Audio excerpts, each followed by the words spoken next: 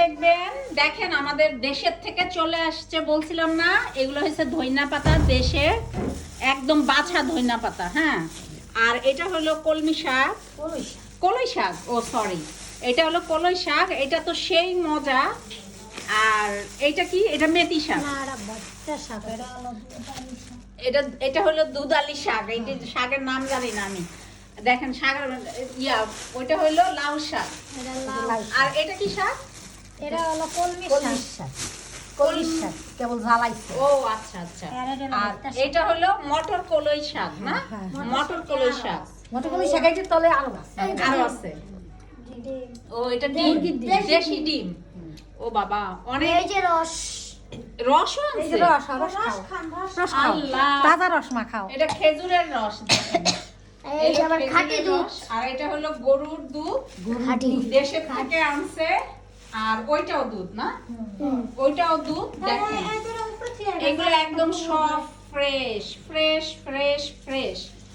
আমি শাকসবজি খেতে অনেক পছন্দ করি।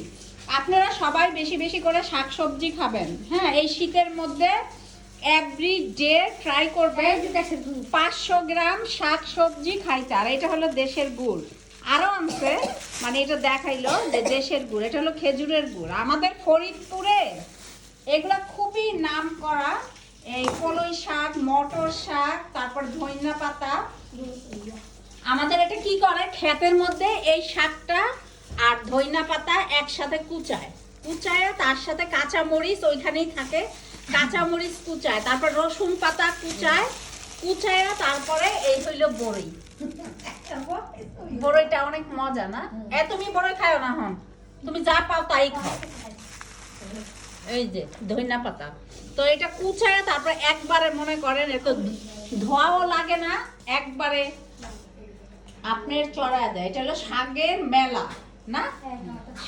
শাকের মেলা, শাকের মেলা। আপু যা এখন একটু রান্না করো, এখন আমার জন্য একটু রান্না করো, অনেক মজা করে, ভালো মতো রান্না করো। ধন্যবাদ। হ্যাঁ রান্ধো, কিন্তু বেশি করো না। আমার জন্য এখন একটু রান্না করবা ফ্রেশ। গরুর মাংস কেউ খাবে না? না, আমরা গরুর মাংস খাবো না, তুমি খাও গরুর মাংস। এই যে এটা হলো নুসরাতের আম্মু। এই নুসরাতের আম্মু খালি গরুর মাংস খায় বেশি বেশি, মুরগির মাংস নাকি খায় না। মুরগির মাংস বলে গরিব মানুষরা খায়। আর এইটা হইলো এই যে নুসরাতের ভাই। হ্যাঁ, আর এইটা হলো তামিম। হ্যাঁ, এই আর এইটা হলো নুসরাতের দুটা মামাতো ভাই। এই যে মাওলানা সাহেব না? মাওলানা সাহেব।